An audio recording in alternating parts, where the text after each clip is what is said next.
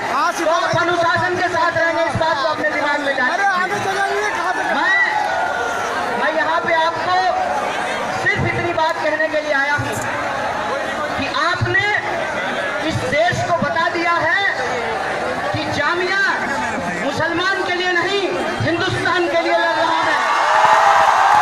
इसीलिए आप सबने जो कुर्बानी दी है, आपने जो लाठियां खाई हैं, आपके ऊपर जो आंसू गैस के गोले छोड़े गए हैं, आपके साथियों को जिस तरीके से पीटा गया है, आपकी यूनिवर्सिटी को जिस तरीके से बदनाम किया गया है, जिस तरीके से आपकी लाइब्रेरी को तबाह किया गया है, आपके सामने ये सबसे बड़ी चुनौती है कि ये कुर्बानी बेकार नहीं जानी चाहिए।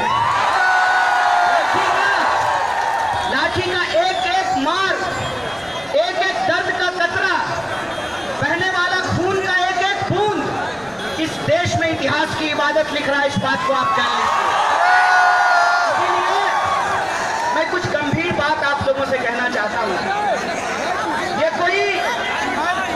ये कोई मौसमी आंदोलन नहीं है, और जब ये मौसमी आंदोलन नहीं है तो कोई मौसमी नेता आपके आंदोलन में घुस करके अपनी नेतागिरी चमकाए, आप उसकी इजाजत नहीं दीजिए। मैं ये कहना चाहता हूं कि ये पानी का बुलबुला नहीं है कि उठा है और शांत हो जाएगा। ये दरअसल 1947 में जो हिंदुस्तान को आजादी मिली है, 1950 में जो देश का संविधान लिखा गया है, वो जिन मूल्यों पे लिखा गया है, उस आजादी और उस मूल्य को बचाने की लड़ाई है, इस बात को आप समझ लीजिए। सबसे अफसोस की बात यह है कि जो संविधान बचा रहे हैं, जो हाथ में तिरंगा थामे हुए हैं, नहीं चाहिए, मेरा नारा मत लगाइए, हम नारा यहाँ सुनने के लिए नहीं आए हैं, अपना नाम सुनने के लिए नहीं आए हैं, हम बेगूसराय से आते हैं, हमारे पास जनता है। मेरा नारा मत लगाइए। और जो है, मैं कहता हूं कि किसी के भी चेहरे को आगे मत रखिए। अगर आगे रखना है तो देश के संविधान की प्रस्तावना को आगे रखिए। मैं ये कहने आया हूं कि ये एक दल की लड़ाई नहीं है, ये एक पहचान की लड़ाई नहीं है, ये संविधान और हिंदुस्तान की लड़ाई है, इस बात को आप समझ लीजिए। इसलिए कुछ गंभीरता की जरूरत है। दरअसल जो संविधान बचा रहे हैं, जो देश बचा रहे हैं, उनको देशद्रोही कहा जा रहा है, और जो देश के संविधान से खेल रहे हैं, वो आज नकली देशभक्त बन करके घूम रहे हैं। इसीलिए जब पूरा देश आपकी तरफ देख रहा है, जब लोकतंत्र में और जमहूरियत में विपक्ष की एक मजबूत आवाज नहीं है, उस वक्त इस देश के विद्यार्थियों ने पूरी दुनिया को यह संदेशा दिया है कि हिंदुस्तान में लोकतंत्र अभी जिंदा है। हिंदुस्तान का विपक्ष इस देश की, हिंदुस्तान का विपक्ष इस देश की संसद में नहीं, इस देश की सड़कों पे खड़ा है, इस बात को आप समझ लीजिए। इसीलिए जब आप सड़कों पे निकले हैं तो कुछ संवेदना और गंभीरता की हमको जरूरत है। सबसे पहली बात ये कि हमको जन जन तक हमारी लड़ाई क्या है, इसको पहुंचाना जरूरी है। आज भी एनआरसी, एनपीआर और सीएए, इसको लेकर के जनता के बीच में एक भ्रम और डर का माहौल है। इसीलिए पहले आप इसकी बारीकियों को समझिए, फिर आप जनता को इसकी बारीकियों को समझाइए कि ये हक की लड़ाई है, ये देश को बचाने की लड़ाई है, ये संविधान को बचाने की लड़ाई है, इस बात को समझना जरूरी है। और ये जो एनपीआर है, ये एनपीआर सबसे खतरनाक है, इस बात को आप जान लीजिए। सबसे दिक्कत की बात यह है कि सीएए की चर्चा हो रही है, लेकिन एनपीआर की चर्चा नहीं हो रही है। एनपीआर इस देश में सेंसस के साथ किया जाएगा, और इलीगल इमिग्रेंट के नाम पे इसी देश के नागरिक को 2 दर्जे का नागरिक बनाने का कोशिश किया जाएगा। इसीलिए हमको सरकार के साथ और सहयोग करने की जरूरत है, इस बात को आप अपने दिमाग में डाल लीजिए। और ये और सहयोग हम इस रूप में करेंगे कि सरकार अगर अपने नागरिक को, अपने देशवासियों को नागरिक मानने के लिए तैयार सरकार को सरकार मानने के लिए तैयार नहीं है। इसीलिए इसमें जो सबसे टेक्निकल बात है उसको समझ लीजिए कि मसला ऐसा है।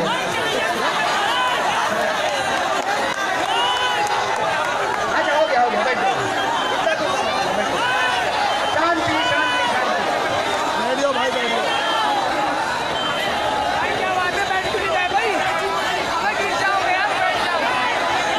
आप शांत हो जाइए, बैठ जाइए। विद्यार्थी कह रहे हैं आपको बैठ जाने के लिए, बैठ जाइए। देखिए ये विद्यार्थियों का आंदोलन है, इसीलिए विद्यार्थियों के इस आंदोलन को आप सम्मान कीजिए और विद्यार्थियों को अपना आंदोलन लड़ने दीजिए। इस देश के विद्यार्थी इतने काबिल हैं कि वो अपना आंदोलन खुद से लड़ सकते हैं। हमारा आपसे ये आग्रह है कि इसमें जो टेक्निकल मामला है वो ये है कि जैसे नोटबंदी के वक्त हिंदू मुसलमान शहरी और ग्रामीण सबको लाइन में लगना पड़ा था, उसी तरीके से अगर पूरे देश में एनआरसी लागू होगा सीएए को पास होने के बाद तो सभी हिंदुस्तानियों को लाइन में लगना पड़ेगा। इसीलिए ये लड़ाई एक समुदाय की लड़ाई नहीं है, ये लड़ाई हम सब की लड़ाई है। इसीलिए हम लोगों को एक बात अपने दिमाग में डालना है कि हम खामोश नहीं होंगे, हम खामोश नहीं होंगे, लेकिन हम हिंसात्मक भी नहीं होंगे, हम हिंसा का भी सहारा नहीं लेंगे।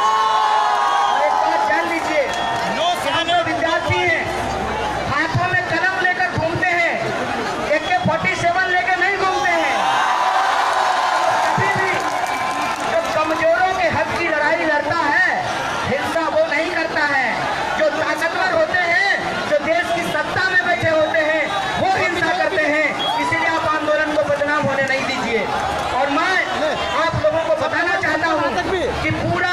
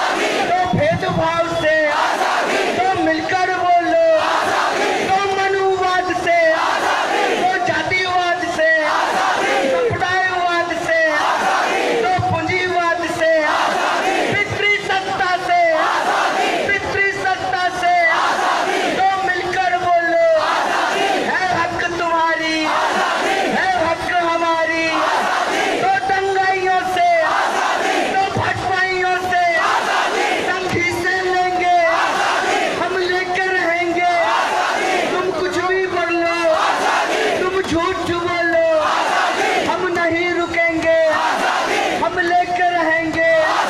तो मिलकर बोलो, अरे डरते किससे, अरे जोर से बोलो, है हक तुम्हारी सुनसान सड़क पे, तो घर में मांगे, बाहर में मांगे, शादी करने की, तो प्यार करने की, साथी चुनने की, तो हाँ कहने की, तो ना कहने की, सुनसान सड़क पे, तो आधी रात को महिलाएं मांगे, पर मजूर भी बोला, अरे बोल मजूरा, अरे बोल दलिता, पिछड़ों ने बोला, अगरों ने बोला, अरे पूरे देश में, आजाद देश में, तो मिलकर बोलो, अरे एनआरसी से, अरे एनआरसी से, तो एनपीआर से, तो सीएससी से,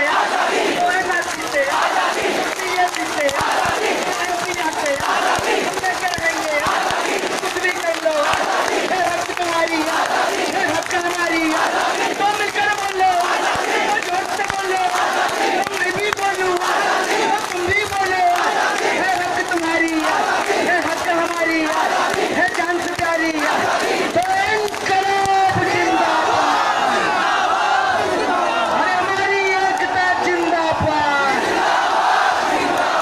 हमारी एकता जिंदाबाद, तो जय जय जय जय जय भीम, हर जोर से बोलो जय भीम, हर जय जय बिरसा जय भीम, हर जय भगत सिंह जय भीम, तो इनकलाब जिंदाबाद, और हमारी एकता जिंदाबाद, हर जोर जुल्म की टक्कर में,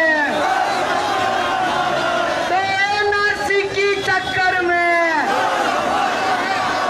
तो एनपीआर की टक्कर में, तो आवाज दो, लड़ेंगे। बहुत बहुत शुक्रिया, बहुत बहुत धन्यवाद।